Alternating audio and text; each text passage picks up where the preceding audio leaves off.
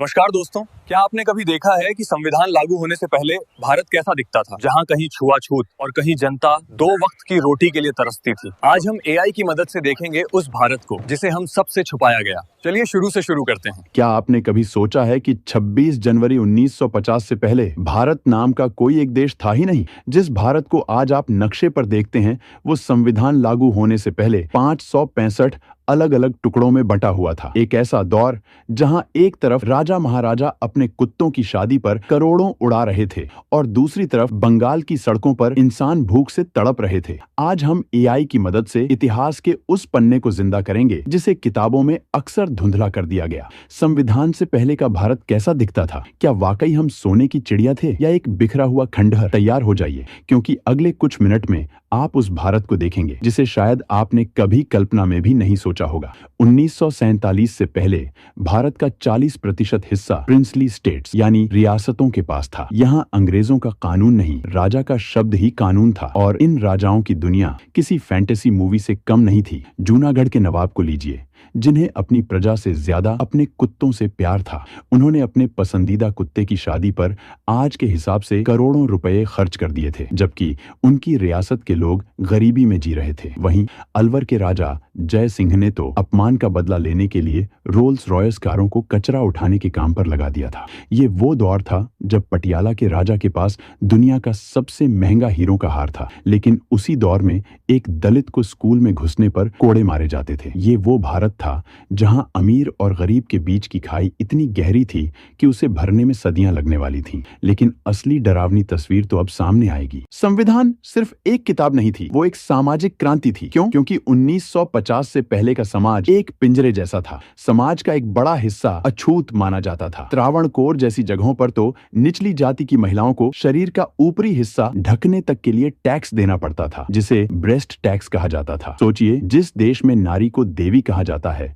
वहां ऐसी कुप्रथाएं कानूनन सही मानी जाती थीं। शिक्षा पर सिर्फ कुछ खास वर्गों का अधिकार था। अगर आप एक किसान के बेटे हैं तो आपका नसीब सिर्फ खेत था, स्कूल नहीं। संविधान लागू होने से पहले भारत की साक्षरता दर मात्र 12% के आसपास थी, यानी 100 में से 88 लोग अपना नाम तक पढ़ना नहीं जानते थे। यह थी वो असली बेड़ियां जिन्हें 1950 में तोड़ा गया। अक्सर कहा जाता है कि अंग्रेज भारत में रेलवे और टेक्नोलॉजी लाए, लेकिन किस कीमत पर? संविधान से पहले का भारत अंग्रेजों के लिए सिर्फ एक संसाधन था। 1943 का बंगाल का अकाल ये कोई प्राकृतिक आपदा नहीं थी, यह एक मैन मेड तबाही थी। जब बंगाल के लोग चावल के एक दाने के लिए तड़प रहे थे, तब विंस्टन चर्चिल ने भारत का अनाज दूसरे विश्व युद्ध के सैनिकों के लिए डाइवर्ट करवा दिया था। सड़कों पर लाशें बिछी थीं और उन लाशों के ऊपर से अंग्रेजों की गाड़ियां गुजर रही थीं। एआई विजुअलाइजेशन में आप देख सकते हैं कि कैसे भारत की संपत्ति को एक सुनियोजित तरीके से निचोड़ा गया।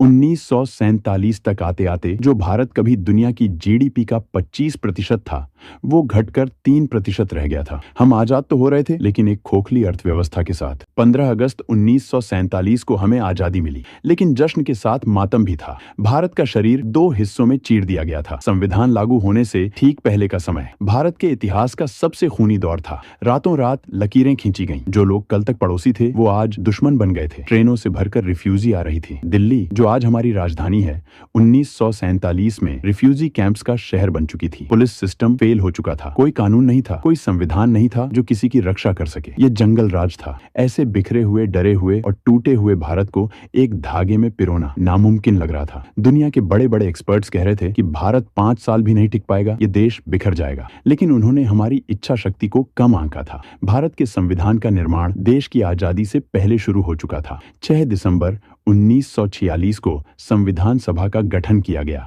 जिसमें कुल 389 सदस्य थे। बाद में विभाजन के बाद यह संख्या 289 रह गई। संविधान सभा के स्थायी अध्यक्ष डॉक्टर राजेंद्र प्रसाद थे, जबकि ड्राफ्टिंग कमेटी के अध्यक्ष डॉक्टर भीमराव अंबेडकर थे। इसी कमेटी ने संविधान का प्रारूप तैयार किया। 2 साल 11 महीने और 18 दिन। यह वो समय था जब डॉक्टर अंबेडकर और संविधान सभा ने मिलकर इस टूटे हुए देश को जोड़ने वाला फेविकोल तैयार किया। हमारा संविधान 26 नवंबर 1949 को संविधान को अपनाया गया और 26 जनवरी 1950 से इसे पूरे देश में लागू किया गया। तो रातों रात 565 राजाओं का राज खत्म हुआ और भारत के लोगों का राज्य शुरू हुआ। वो छुआछूत, वो राजाओं की मनमानी, वो अंग्रेजों के काले कानून सब एक झटके में रद्दी बन गए। तो अगली बार जब आप 26 जनवरी को परेड देखें तो याद रखिएगा, यह सिर्फ एक छुट्टी का दिन नहीं है, ये वो दिन है जब भारत ने अपनी किस्मत की कलम अपने हाथ में ली थी। अगर आपको EAI के जरिए इतिहास का यह सफर पसंद आया तो कमेंट में जय हिंद जरूर लिखें और चैनल को सब्सक्राइब करें ताकि हम और भी ऐसे अनसुलझे रहस्य